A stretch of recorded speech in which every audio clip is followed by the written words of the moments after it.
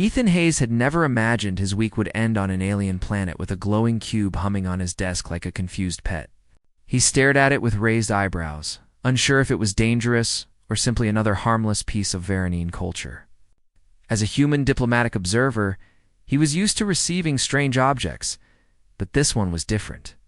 It pulsed with soft blue light, and whenever he moved his hand near it, the cube responded with a warm vibration. He activated the translator chip behind his ear and waited. The cube opened like a blooming flower, revealing a floating symbol of twisting silver lines. The chip processed it for several seconds before finally projecting its meaning into his mind. It was an invitation, sent from the palace itself. Ethan blinked. He had never set foot inside the royal district. No human had, at least not as a casual guest. The message said he was invited to attend a sacred celebration. It did not mention details, rules, or warnings. It only said his presence was requested. Ethan shrugged and laughed quietly. Well, why not? He packed his simplest formal clothing, a dark gray earth suit with a silver tie, and set off toward the royal city. Varanine was breathtaking. The air shimmered faintly under the twin moons, and the buildings were shaped like crystal waves rising toward the sky. The road toward the palace glowed as he walked, reacting to each step like ripples on water. He arrived at a towering gate guarded by tall alien soldiers wearing armor that looked grown, not forged.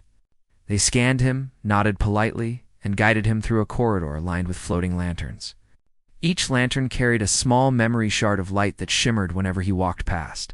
Several guests wearing long robes decorated with gemstones gave him curious looks. He felt like the only earthborn creature in an ocean of beautiful, shimmering beings. He whispered to himself, "Just stay in the back. Don't touch anything. Don't talk unless spoken to." The corridor opened into a grand hall large enough to fit a stadium.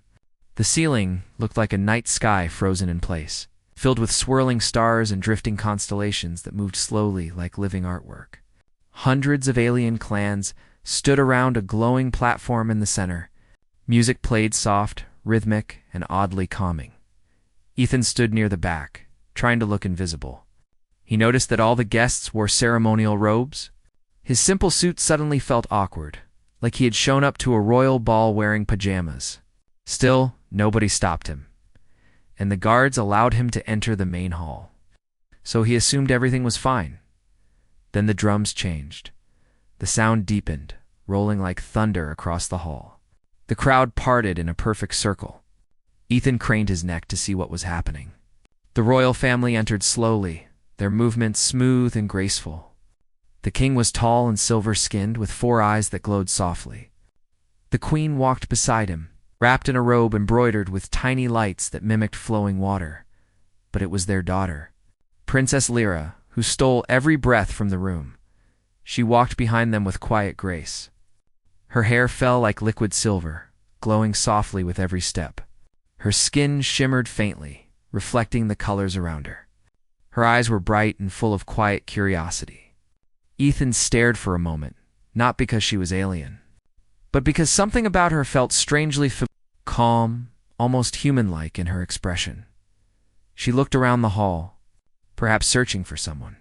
Many guests leaned forward, hoping she might look at them. Some straightened their robes, others held their breath. Ethan stayed perfectly still, praying she wouldn't notice him. He was only there as an observer. He had no idea what this ceremony meant. He didn't want to break any tradition by accident, but fate had other plans. For a moment, her eyes drifted across the crowd and landed on him. Her gaze froze. Her expression changed from polite calm to visible surprise. She tilted her head slightly, studying him as if she had just discovered something new. Ethan panicked. He looked behind him to see if anyone else was there. Nobody. He tried to step aside. Too late. The connection had already happened. She took one slow step toward him. The guard near. Ethan stiffened and whispered under his breath, "Oh no."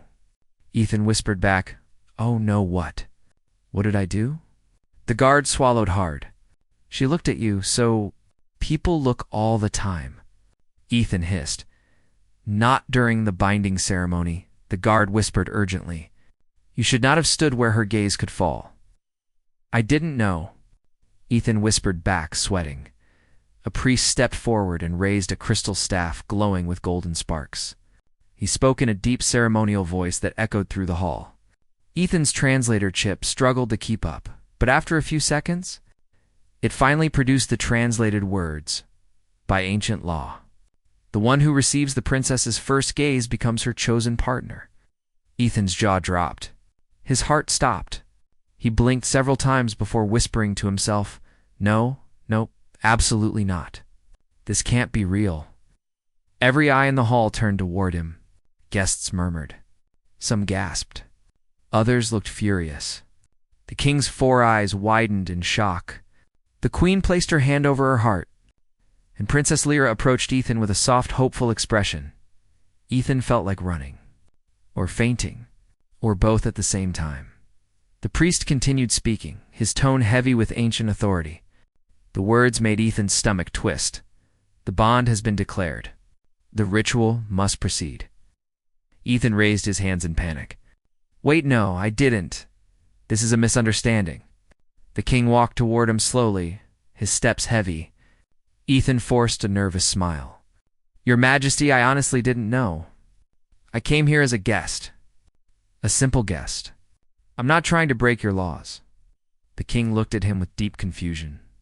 "Human Ethan Hayes, do you accept the bond placed upon you by the ancient rite?" Ethan's voice cracked. "Sir, with all respect, I don't even know what the rite is." Princess Lyra finally spoke. Her voice was soft like smooth wind. "I am not upset. Your arrival was unexpected, but the ancient law is older than this palace. Once the gaze falls, the bond begins. The chosen one becomes my partner." Ethan felt faint. Partner? As in married? Lyra lowered her eyes shyly.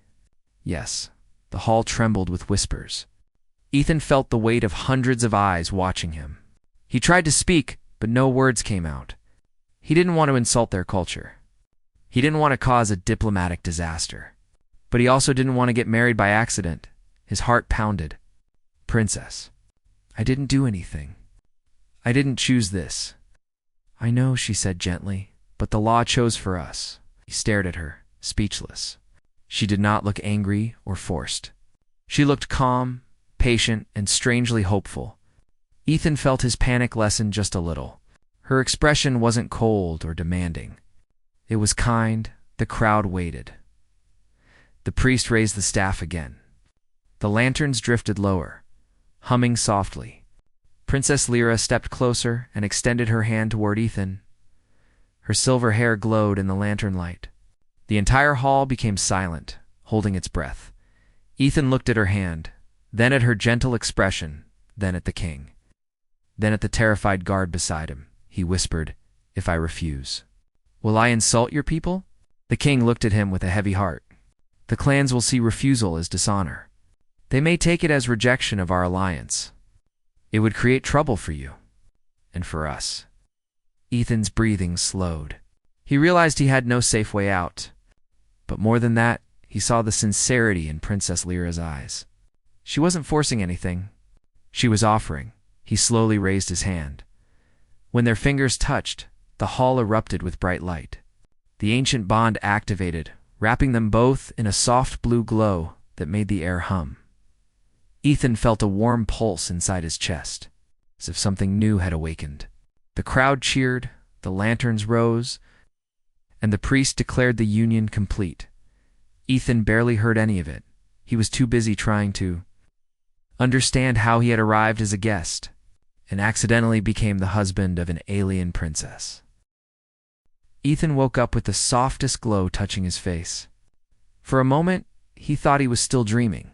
The ceiling above him looked like swirling silver clouds, gently moving as if responding to his breathing. The bed beneath him felt warm and light, almost as if he were floating. He blinked several times before remembering why he was in such an unfamiliar place.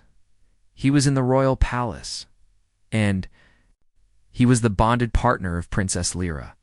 The memories of the previous day rushed into his mind all at once: the ceremony, the glowing lanterns, the chanting crowd, and the moment when his hand touched hers under the ancient law, he sank deeper into the bed and covered his face with both hands. "I can't believe this," he whispered. He tried to think of the right steps to fix everything, but nothing made sense. Could he unbond himself? Could he leave the planet? Could he talk the king into undoing the ritual? Probably not. Every part of yesterday's event felt permanent, old, and unbreakable. He had walked into the ceremony with curiosity and walked out with a destiny he didn't choose.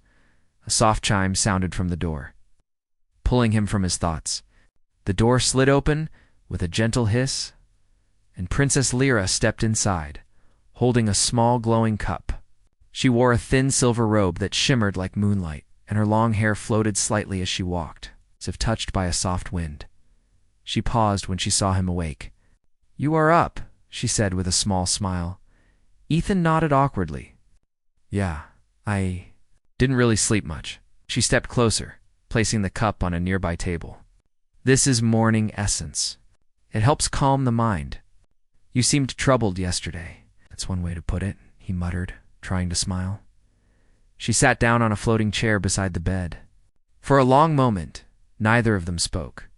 The silence was gentle, not uncomfortable. Lyra looked at him with an expression he couldn't fully read. Kindness mixed with curiosity, maybe even worry. Finally, Ethan spoke. "Lyra, I want to be honest. I'm still confused. I didn't understand the ceremony. I didn't know what the rules were. I never expected all this." She lowered her gaze slightly. "I know. None of this was planned. Even I did not expect my first gaze to fall on you. But the ancient law is older than my family. Once it chooses, we must follow." He sighed. "Is there really no way to reverse it?" She shook her head, her glowing hair brushing her shoulders. "No. Even the council tried last night after the ceremony. They searched every record. No one has broken the bond in 1,000 years. Ethan closed his eyes for a moment. "So I'm permanently part of your family?" "Yes," she said softly, "and not just my family. You are now part of the royal bloodline tradition. The clans will look to you as a symbol." He nearly choked on air. "A symbol of what?" "Unity," she replied. "Change hope." Ethan laughed dryly. That's a lot of pressure for a guy who didn't even know where to stand at the ceremony. She smiled at that, the first genuine smile he had seen from her. It softened her features and made her glow a little brighter. Ethan felt his panic lighten just a bit. But before he could continue, the door opened again. This time, the king entered.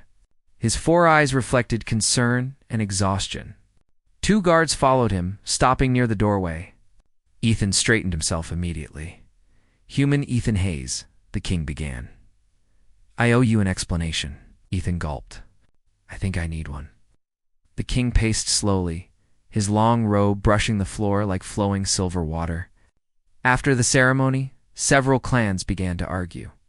They fear that a human joining the royal line will change old traditions. A rebel group known as the Pure Line Circle has already sent threats. Ethan felt the air leave his lungs. "Threats? Because of me?" The king nodded. "Not you personally. They fear what you represent.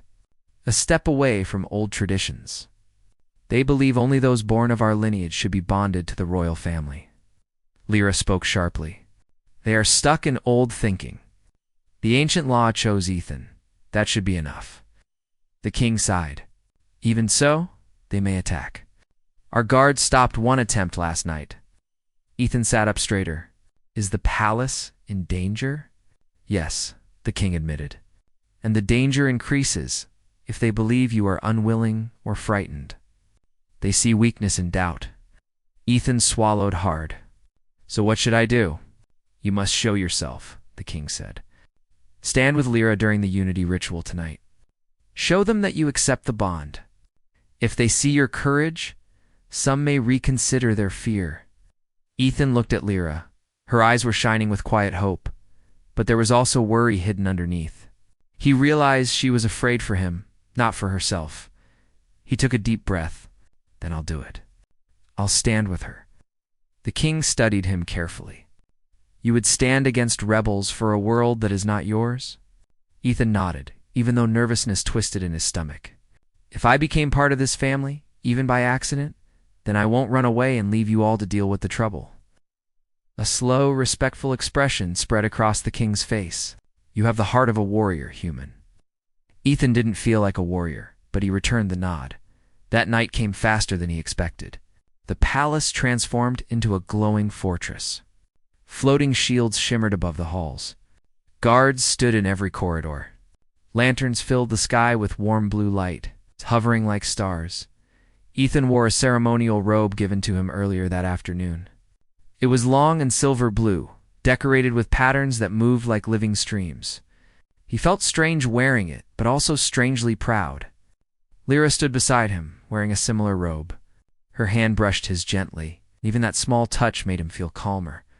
The unity ritual took place in the same hall where the bonding ceremony was held.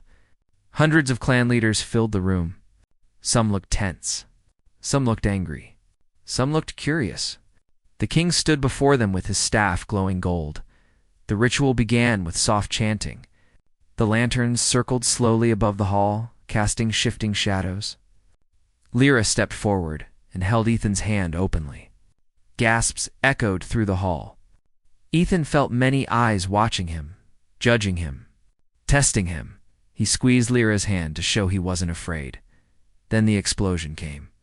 A blast ripped through the far wall, sending shards of crystal into the air. The ground shook. Guests screamed. Guards rushed forward. Shadows moved through the smoke as the Pure Line Circle charged into the hall. Armed with glowing blades and energy staves, Lyra pulled Ethan behind her instinctively. Ethan pushed her gently back. "Stay low," he whispered. She shook her head. "You're not a fighter?" "Doesn't matter," Ethan said. "I'm not letting anything happen to you." One of the rebels rushed toward them, swinging a weapon. Ethan grabbed a fallen lantern stand and blocked the strike. The impact rattled his arms, but he held firm. Guards took down the attacker, but another rushed in. Ethan stood in front of Lyra, using the lantern pole like a staff. He pushed the attacker back long enough for two guards to pull the rebel away. Energy blasts lit the room like lightning. Clan leaders hid behind columns. Guards formed a barrier. Ethan helped a young child who had fallen near the steps, pulling him to safety. Another beam hit a column beside him, shaking dust everywhere. Finally, after several tense minutes, the guards overpowered the rebels. The hall echoed with the sound of heavy breathing and falling debris. No more attackers entered. The rebellion attempt had failed. Everyone stared at Ethan, the human who had protected their princess with nothing but courage and instinct. The king walked forward. His voice filled with pride. "You risked your life for our daughter without hesitation." Lyra stepped beside Ethan, gripping his hand tightly. "This is why I believe the bond chose him," she said softly. The clan leaders looked at Ethan with new eyes, not as an outsider, but as someone brave, someone worthy, someone who did not run from danger. Ethan felt his heart slow, and he finally allowed himself to breathe. He looked at Lyra. She looked back with warmth, relief, and something much deeper. For the first time since arriving on Veronine, he felt like he belonged here. He had come as a guest. He had stayed as an accident. But now, he stood as the protector and partner of a princess, someone who saw something in him he didn't even see himself.